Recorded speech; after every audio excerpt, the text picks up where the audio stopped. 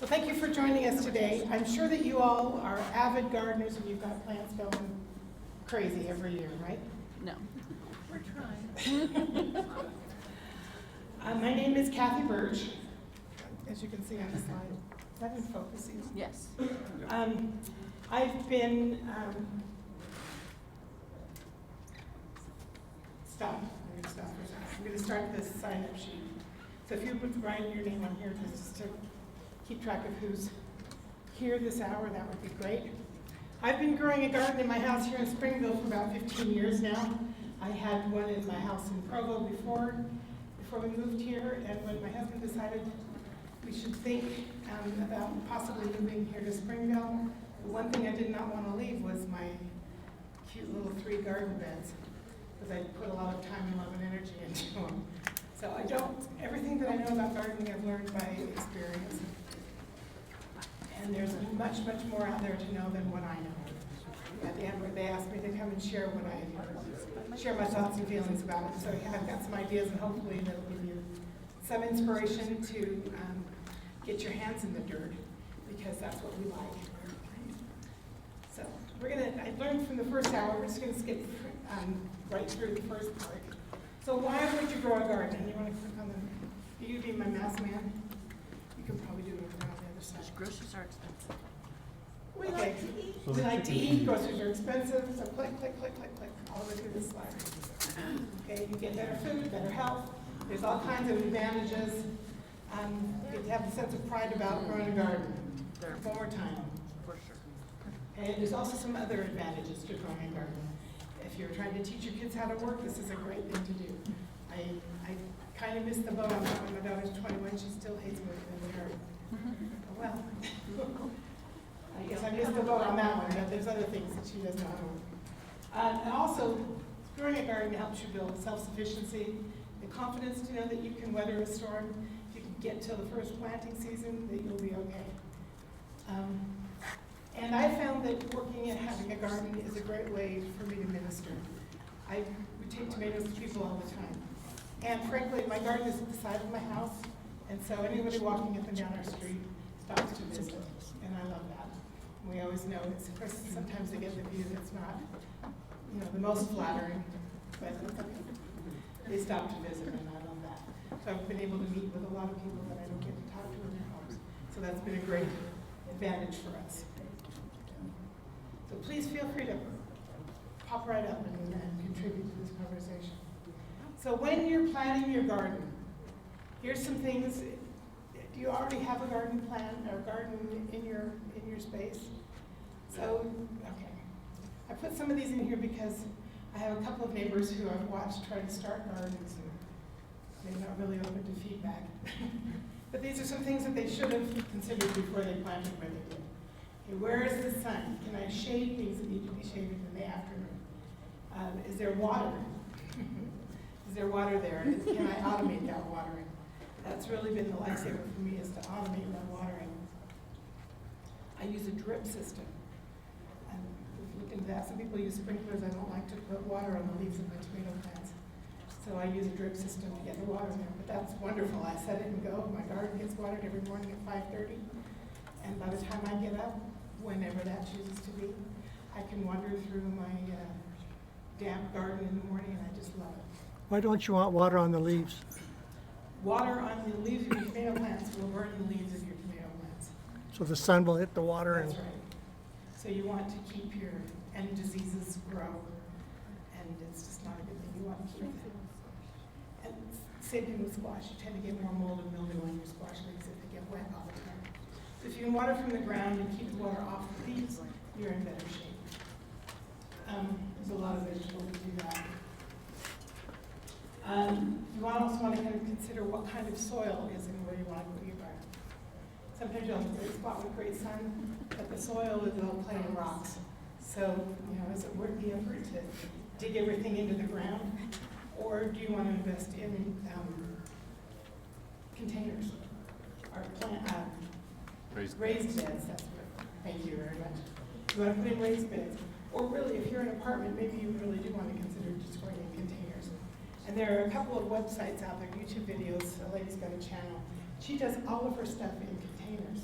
She uses old plastic bins and garbage cans that she buys and she plants and everything. And she's got a beautiful garden.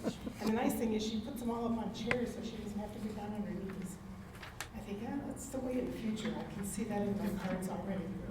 So there's some things to plan, to think about when planning your garden. Okay. My clicker needs to click. But before we go on any further than that, if at the end, I've got some cards that have my email address on them if you want to take that with you at the end of this session. There are a few of us who are going in together to buy seeds to get our tomatoes started, mostly tomatoes. I've got a few other things on here too. If you'd like to look at what we are looking at or considering, here's a list. You're welcome to look at it if you want to go in on that with us. You're welcome to join that group. I have several documents that I've collected over the years. There was a gentleman that was a former bishop from our ward who, Bert Andreasen, passed away 2 years ago. 5 years ago? I think so. 5 years ago. Seems like he was just here, at any rate. He was just a master gardener, and he wrote all of his secrets. He wrote documents down with all of the secrets. Just general tips, seed-saving tips, how to grow tomatoes, and he shared those with us many times, and so I have taken his document and formatted it, because he was good at gardening, but not formatting. And I have copies of those in PDF files. Those are all stored on a Google Drive. If you would like access to that, you just send me an email and I will send you the link to the Google Drive. Those are, this one's about saving seeds and growing heirloom vegetables, and he just goes into all kinds of detail. There's one on his best gardening tips and gardening helps. We have that. I've got a sheet on companion planting, and we'll talk about that too. And this one specifically that I put together last year on growing tomatoes. If you're interested in growing tomatoes, here's a great resource and some references to some YouTube videos. Anyway, those things are all on that Google Drive. If you would like access to it, just let me know. Happy to share that. What's your email address? It is going to be on the last screen here. Okay. And here it is. She started over there. Oh, So, it did? Yeah, that's Oh, a, okay. I'll give that to you at the end, and it's written down several places so that you have that. Okay. So when you're planting your garden, number one thing to do is, how do you decide what you're going to plant? How do you decide what you're going to plant in your gardens? What's going to get everything? You want one of everything, okay? You're one of those people. Okay, so the best thing to just do is decide what you're going to eat, or what you want to learn to love to eat. Or what will grow? The second thing is what will grow. It's all done. When somebody made a reference, told us in the last class, if you're looking for what will grow great in our area, if you go to the Utah State Extension website, so you just Google Utah State Extension garden or garden planting or something like that. There are documents out there, and they have pages about what will grow in this area and when you should plant it. Very, very helpful information. So that's, talk to your neighbors, so what grows well. Probably everybody on the street doesn't need to grow zucchini. Just saying. I have, in my yard, I grow a lot of tomatoes. I love tomatoes, and I like to can tomatoes.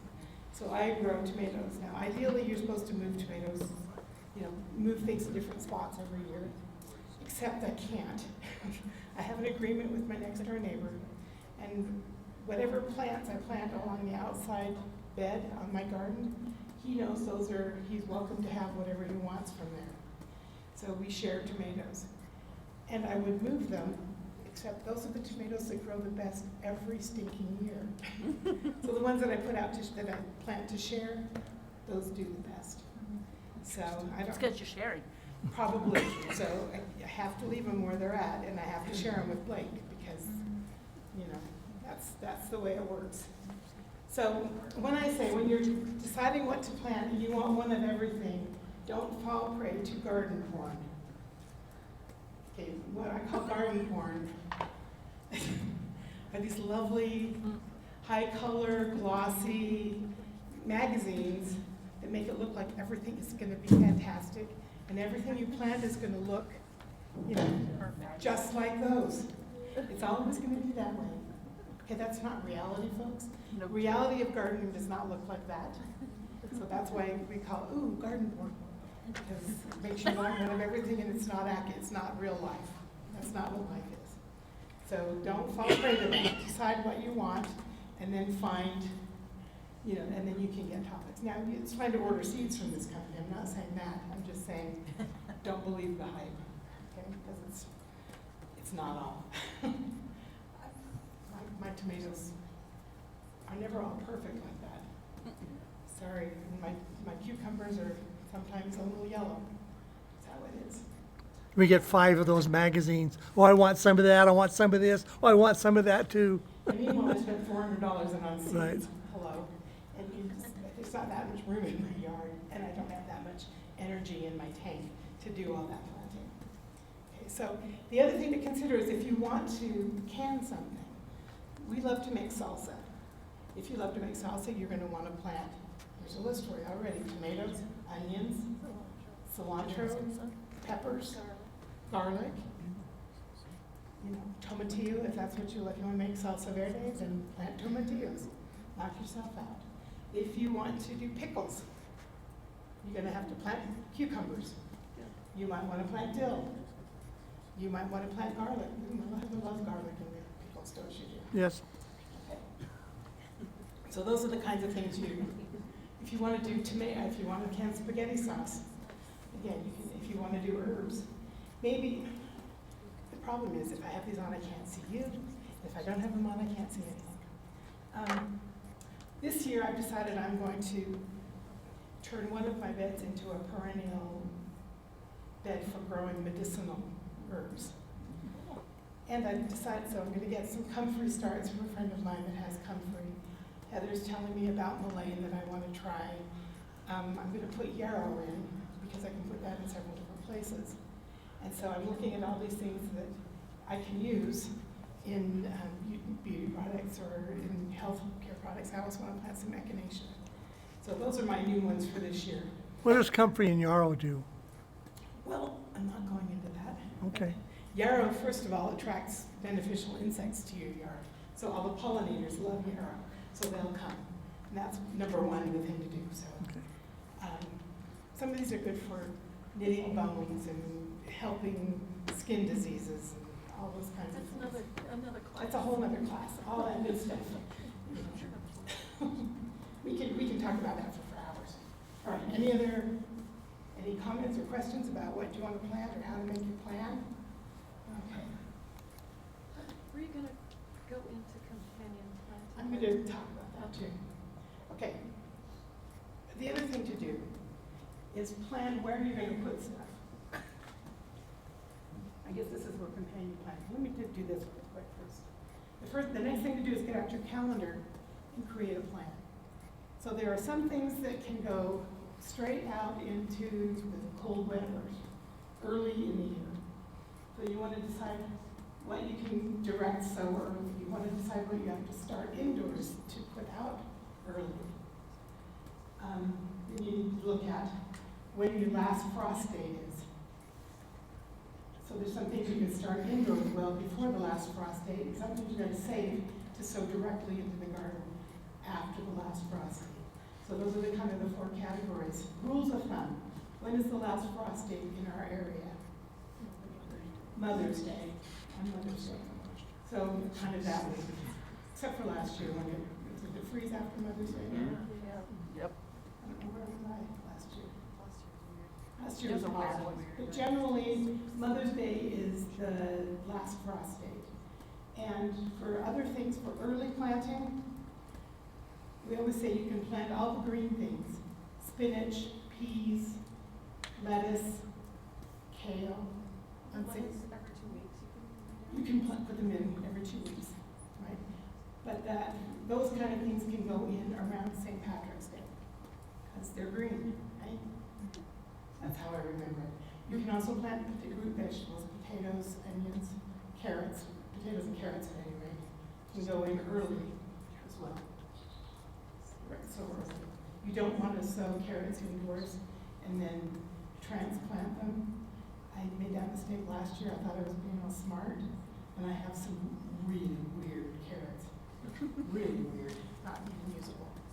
I just want to make sure I'm understanding. So you start them indoors, and then this is when you would plant them outdoors, like the greens would be planted outdoors? Right. Some things you can start indoors early, like lettuces you can start indoors. You can start in your seedling trays in the house early, and then put them out at St. Patrick's Day. Some things you have to put straight in the ground. You can't do, like peas have to go right in the ground. So that's what I'm saying, you can start your things that are early indoors, like in the middle of February, right? Like tomatoes? And tomatoes too. I have a hard time starting them, and they grow fine and they're tiny and spindly. Then when I transfer them, they croak. How do you Okay, transfer? so we'll talk about that when we get into doing the Okay. seeds, because that's a valid question. So when you're talking about tomatoes, see, that's why I said you get out your calendar and you make your planting plan. Once you've decided what you want to plant, then you go through and figure out, okay, this item needs to go, my tomatoes, for instance, they can be planted indoors 6 to 8 weeks before they go outdoors. So if I'm going to plant them outside on Mother's Day or the week after or so, 6 weeks, 8 weeks before that is when I can start them in the seeds inside. Does that make sense? So, but this is where all the brain work comes in, and the figuring and the moving things around. Also, decide what you're going to put where in your yard. That kind of makes a difference on what kind of space you have. If you've got, 6 foot by 30 foot bed, you don't want to plant 20 tomato plants, unless all you want is tomato plants. So you need to kind of decide how big the plant is going to be and how much space is it going to need. This is one thing that we did a couple of years ago, my sister and I. We drew out a map of our yard and then decided what we're going to do in every square foot of the vegetable beds.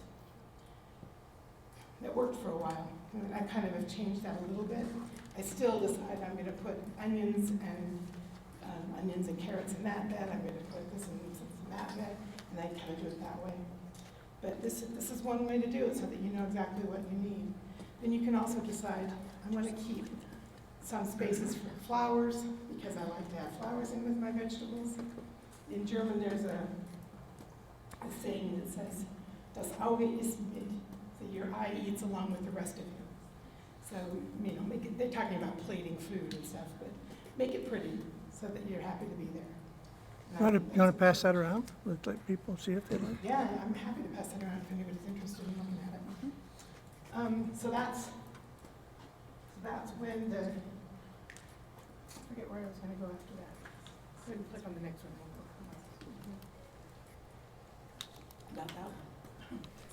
Yes. I just wondered, like marigolds, like I've heard are actually good repellents for certain types of rodents or bugs or things. So Okay, now we're talking about companion planting. Oh, okay. So when I plant my tomato beds, I always put marigolds around my tomatoes, always, every time, because they keep. And I've never had a problem with tomato worms ever. Yeah, I haven't either. I plant the big ones, seem to work best because they're so hardy, and I plant them, and I don't have problems with You want to be tall. Same with potatoes? kind of the in Tomatoes. in between, not the tallest, but the.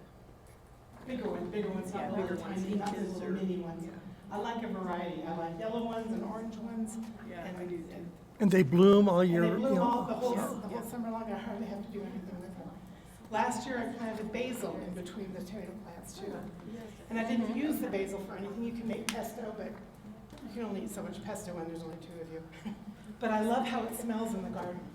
And I love how nice it is. And I go out there and I'm working on my tomato plants and I'm smelling the basil and the tomato. And Well, and they say that it changes what the tomato tastes like when you stick it by, like basil or something can like do that. that too, yeah. It changes like how your tomato actually tastes. see, so you can, maybe that's something you like, maybe it's not. Maybe if you're doing tomato sauce, that's good. If you want to eat it in your sandwiches, maybe not too much. So there are lists of things that you can plant with other things to make it better. So basil can be planted with peppers, tomatoes, and marigolds. They're good companions. If you're gonna plant, let's see, carrots, for instance, you can plant them near and around bush beans, pole beans, lettuce, onion, peas, radish, tomato, and sage, but don't put it by dill. I don't know why. So I have this list of companion planting, but there's ways, I mean, if you really wanted to change it up and you have a limited space, one year I did a row of carrots and a row of onions and a row of something else. Anyway, I had 3 different things and I alternated all through the bed. And it was nice because you don't really want to compete, you don't really want to plant things that are to compete with root space. But if I've got carrots, that's a root vegetable. And then I have, lettuce next to it, that's not a root vegetable. So that's going to be okay because they're kind of in different spaces. And then I can plant something else in the next one, so it's a different. So think about that too. You don't want to plant onions and potatoes in the same spot because they're all going to compete for root space. And you want potatoes to be for the what? Wild. Go wherever I want. So that's companion planting, that's what you're talking about. There are things to plant together. And if you look online and search for companion planting, you'll have all kinds of information. And people have some really strange ideas, but that's okay. The only problem that I have with looking online for information about gardening is that you're going to get 15 people's opinions about it, and then you got to decide which one you're going to go with. So you can have an abundance of information. Well, and then each of us, our garden spaces, they're like microclimates as well. They really are. And so what works in somebody's garden is not gonna work the same in your Right. garden. Right.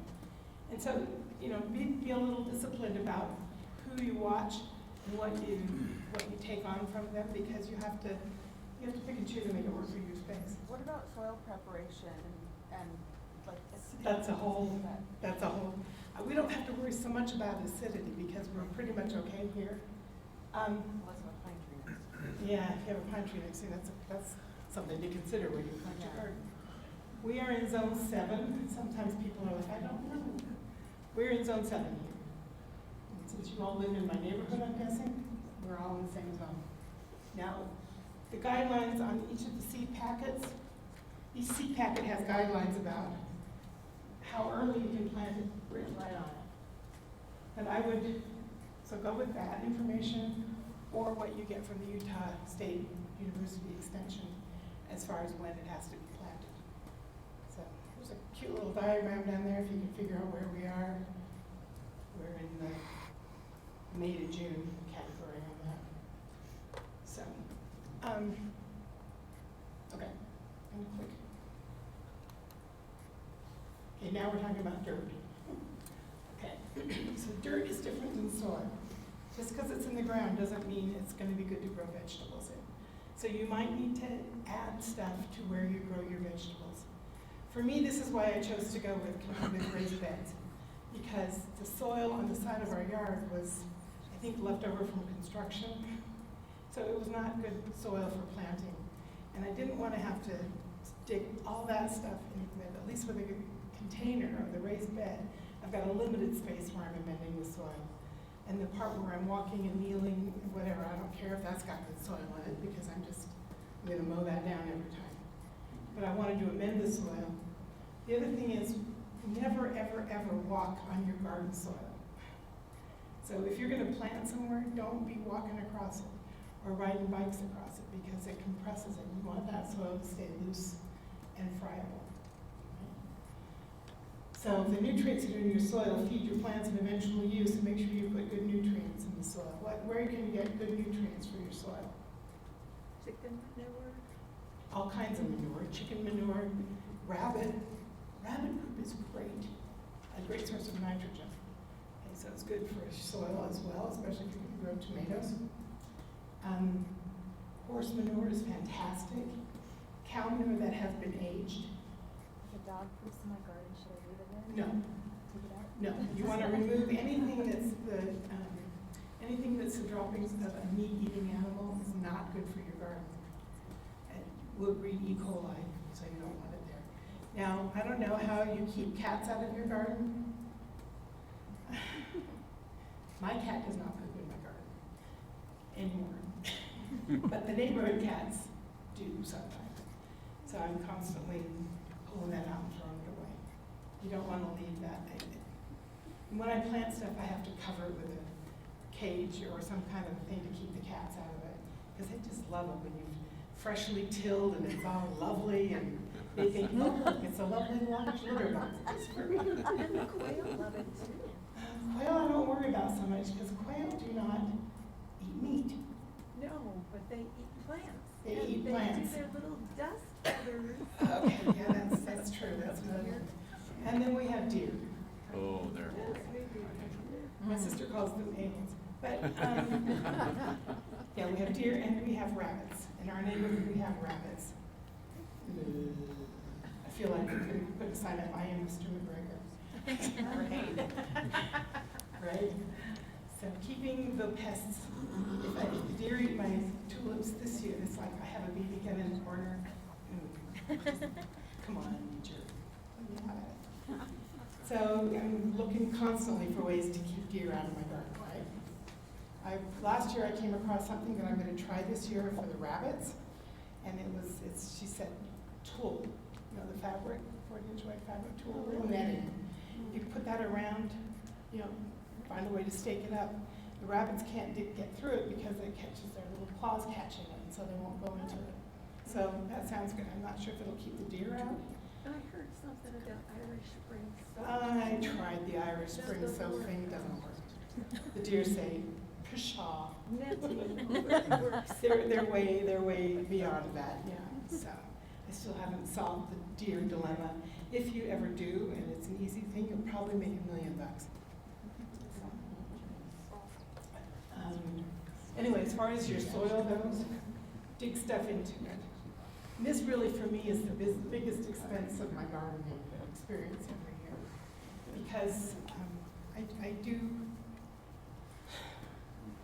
there's a lot of debate about using the city compost.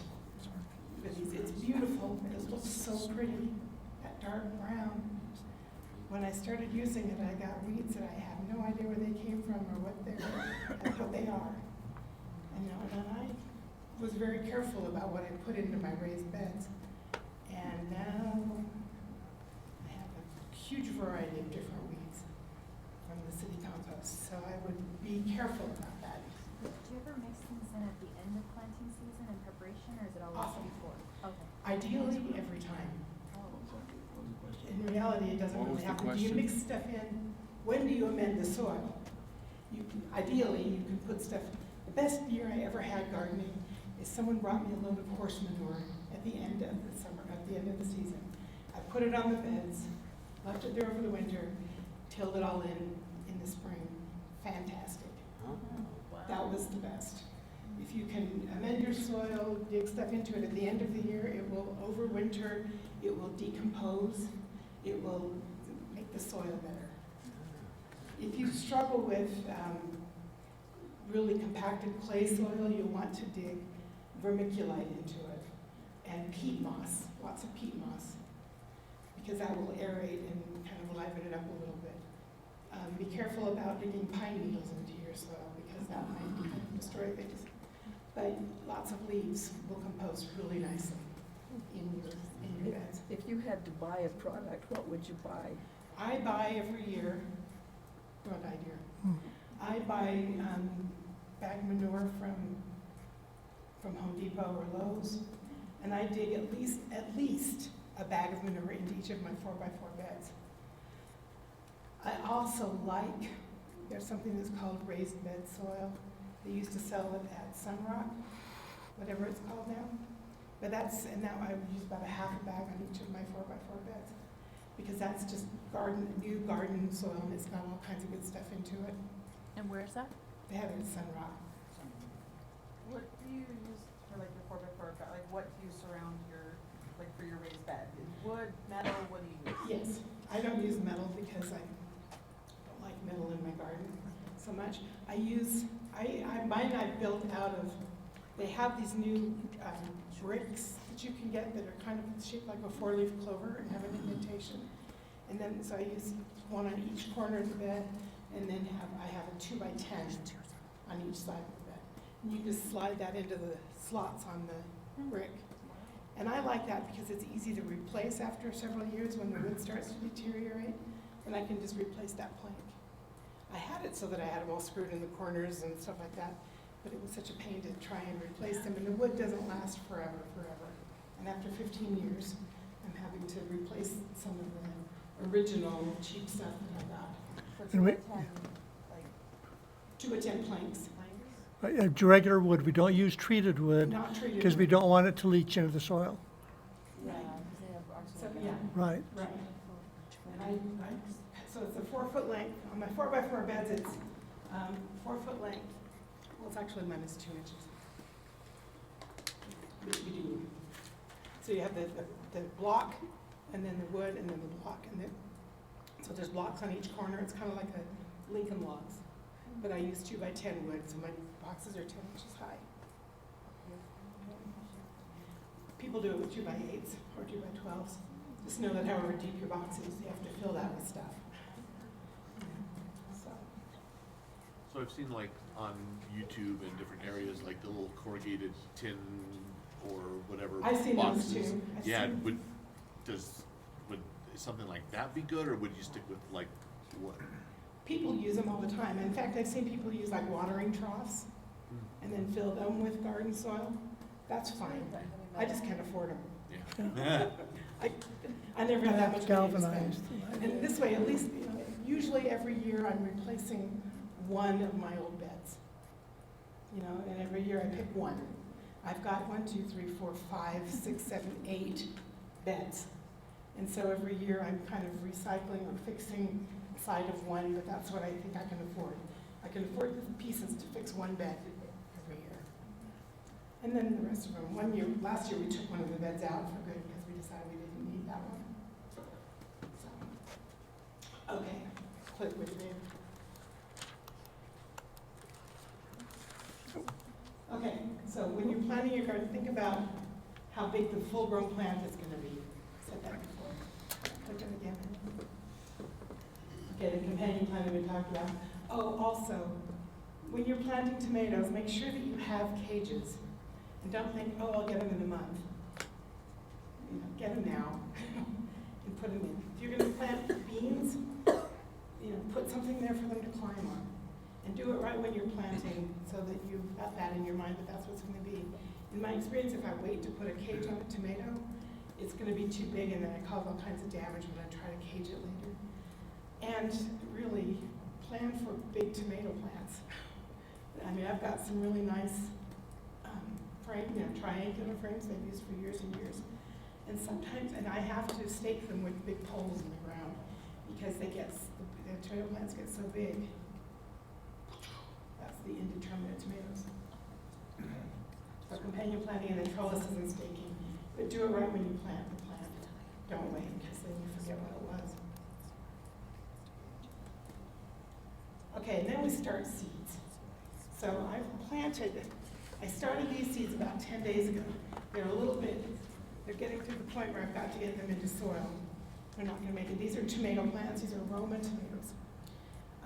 They're getting a little bit, no, they're just about right. So these I start my seeds, and you can do this the way you do. Some people start it right in the seed starting formula. I start my seeds in vermiculite. So I filled each of these little cells on my ice cube tray with vermiculite. Sometimes I've used yogurt containers. Sometimes I've used, sometimes I use these that I've recycled from past years, or I use yogurt containers. And I'll put the vermiculite in and start the seeds. You have to moisten it and keep them evenly moist throughout the time. But then I just let them come up. And I keep the container covered until the seedlings start to emerge. And then I can see how many I have. Now I started, in each of these cells, I started 6 seeds. And you can see, and I'll pass this around, I've got 3 or 4 coming up in each cell. And some of them are teeny tiny, just starting. Some of them are getting pretty leggy. But that's what the seedling starts look like.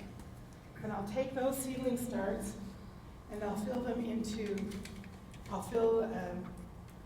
these seed pots And I recycle these from year to year too, so I just wash them out.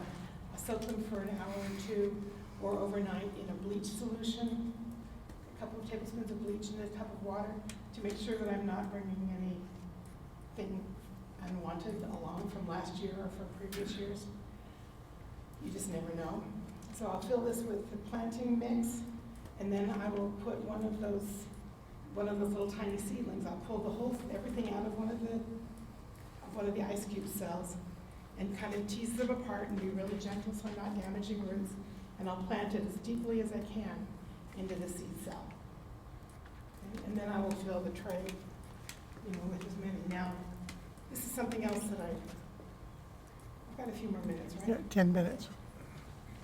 You have to make sure that I say this out of sad experience, be sure that you mark, if not every single plant, at least every single seed tray. Last year I planted 170 tomato starts to share with my Relief Society, and somehow I got them all labeled wrong. By the time I gave them all out, people are like, I thought this was supposed to be a black prim, and they're little tiny and yellow. That's not what they are. Then those are your little sun-gold tomatoes, not. So make sure that you plant them right, or that you mark them right. Now, people use all kinds of different things with which to mark their tomatoes or their plant. I found the best thing I found ever is I found an old set of vinyl blinds. Oh, clever. And I'm telling you, they are lasting forever. And I'll cut them up like that, and then you can write them. If you're just doing them in the seed trays, you can use a little marker, a Sharpie, yeah, to write on them. When I put them in the ground outside, I write on them with a paint pen, because the Sharpie will fade outside with wind and with weather and sun and stuff. But I'll write on these with a paint pen, and then they're permanent, and they stay in the plant, and they last all season long. Probably not. They probably would last multiple seasons if I would recycle them, but I have so many, who cares? But really, this was the best thing we ever came up with. If we don't have any of those little, where's the best place to get them inexpensively? These I bought, I think 72 of them online. I bought them online at Amazon. They come to my house, and they're very inexpensive that way. I think they cost less than a quarter of these. And I've used them for multiple years. So that's what you can usually find them in different places, but be careful. Even at the dollar store, they, like this. What? Is that better than the little containers that disintegrate into the ground? Or like, have you used toilet paper containers to make? I have used all of the above, Okay. and I do.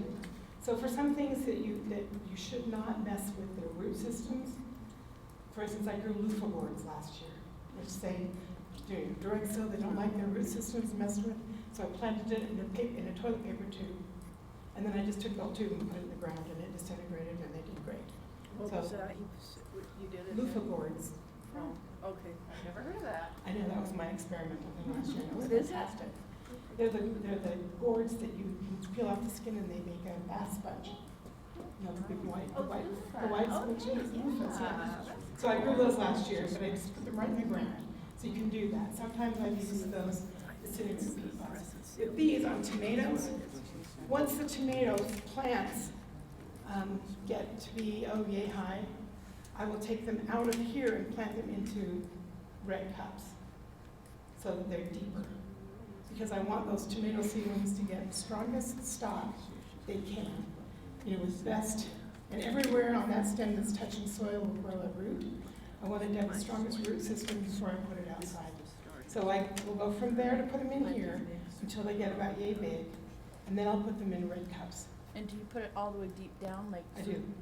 I do, almost all They of the keep time. growing. How do you get them from one place to the other without them breaking apart? Carefully. Well, do you use a spoon? Do you use I your use a fingers? knife usually, A just knife. like a spatula kind of thing. And then, They usually come right out of here. Once you've had them growing in these for a couple of weeks, they're compacted enough that you can just kind of squeeze them out. And you just tease it, you don't pull it or be rough with it, you're gentle. And they just come right out and then they go. They're pretty resilient, actually. Now, when you get them into your seed trays, and you have, you know, all 12 trays lined up here, and you want to make sure you have lights on them. Now, some people have said that they put their plants in, and they're long and spindly, and they just don't look, and then you put them in the ground, and they're kind of going, okay, you want to keep them, it's because they're trying to reach for the light, and so they get long and spindly. And they need to not be long and spindly, you want them short and stocky. So the short and stocky ones are the healthier plants that will take off better in your garden. So the way you do that is you put the light source right down close.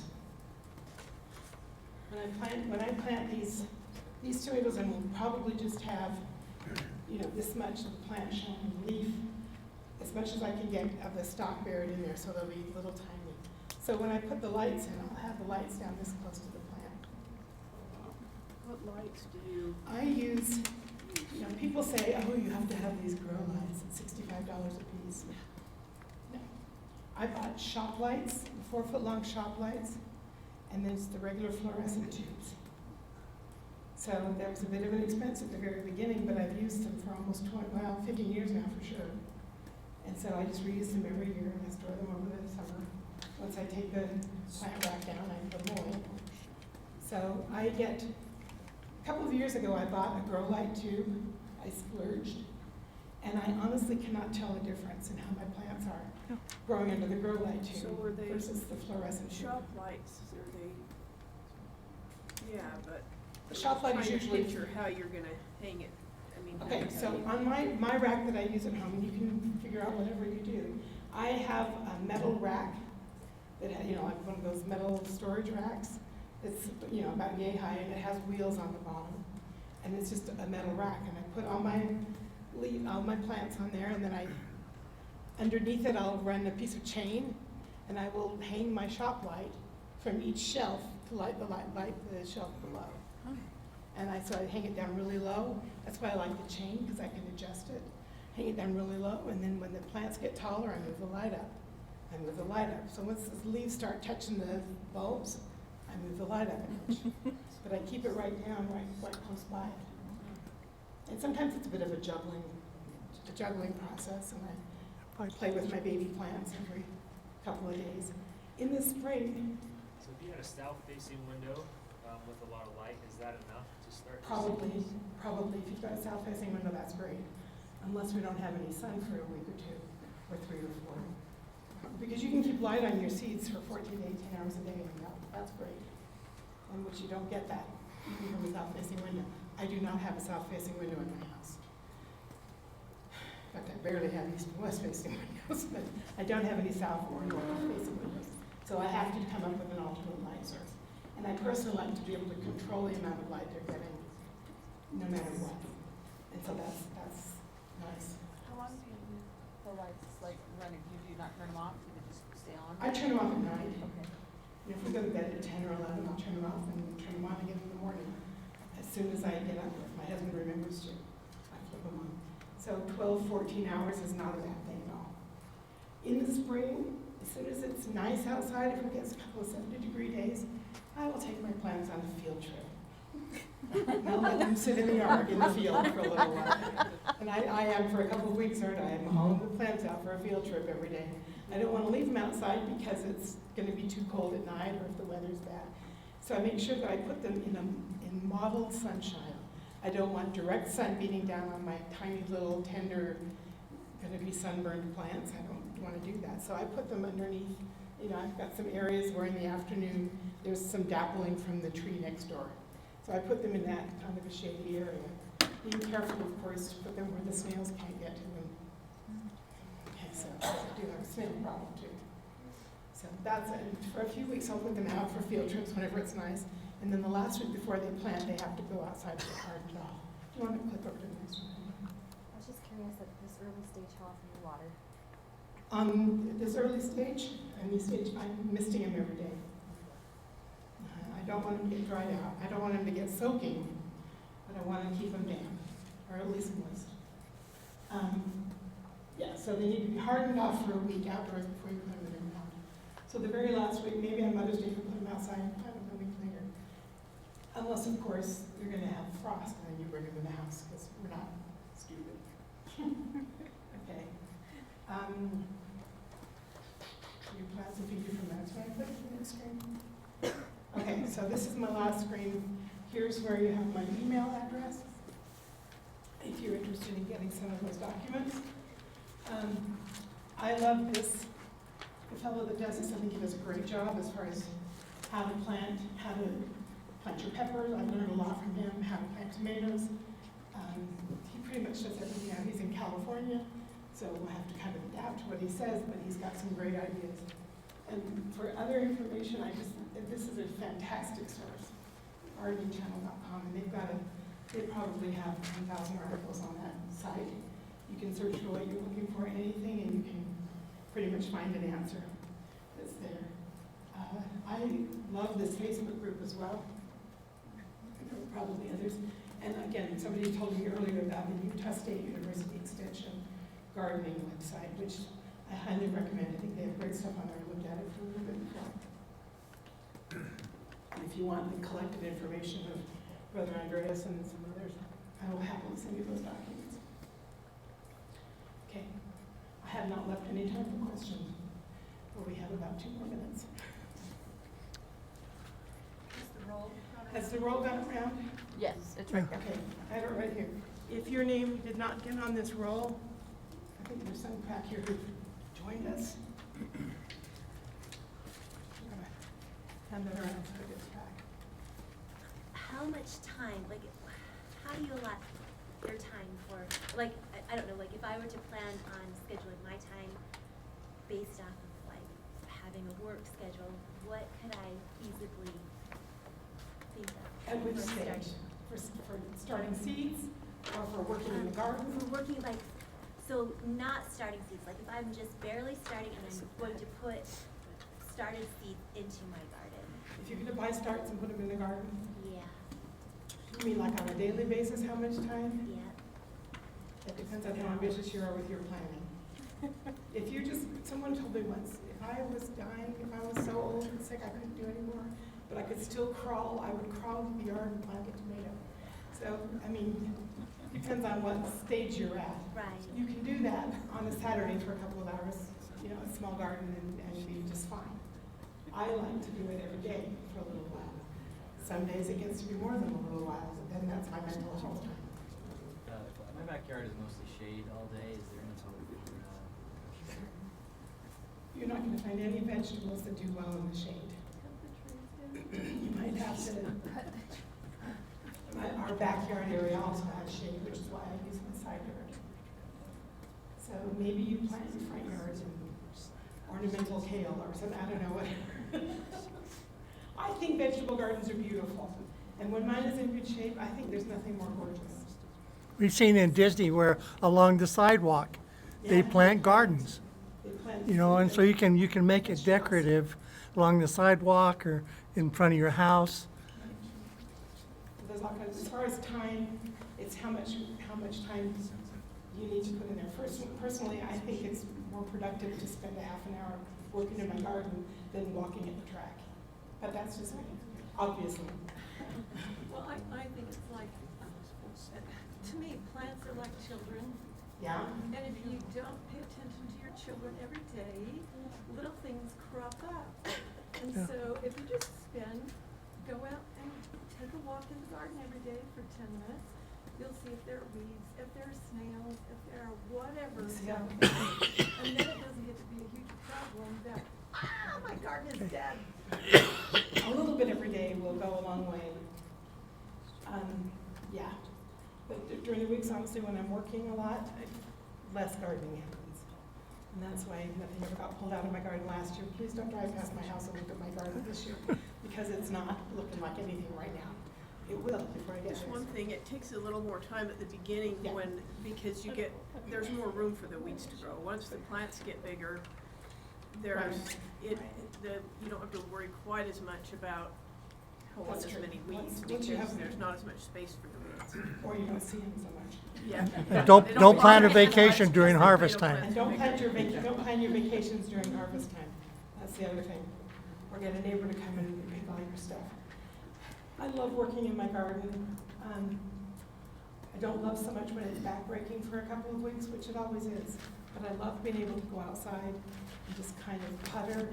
When I have to get outside of my house because I just need some me time, I go outside in my yard, put my headphones on, and just kind of enjoy myself. Whether or not I listen to anything is beside the point. People think I am, and so they leave me alone. Yeah, my garden saved my sanity during the time when my father-in-law was in our home, and he was on the verge of passing away, and we had 27 people staying at our house. But they didn't go into my garden, so I could. So, but gardens can really be a blessing in so many ways, and gives you self-confidence. I know that if something happens, we may struggle for a season, but I can plant a garden for next year, and I can work in that garden, and I can have food for our family. And that, for me, is a huge benefit. And you can too, and all these things can be saved and planted next year, and going forward and, spread the word to the world.